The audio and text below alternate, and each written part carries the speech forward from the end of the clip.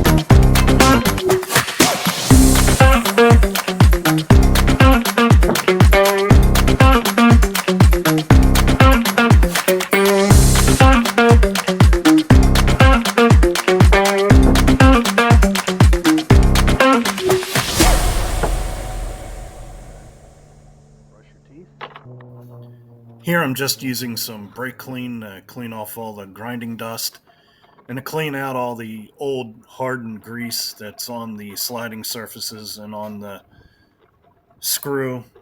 I'm going to clean this all up real good and then get it ready for paint.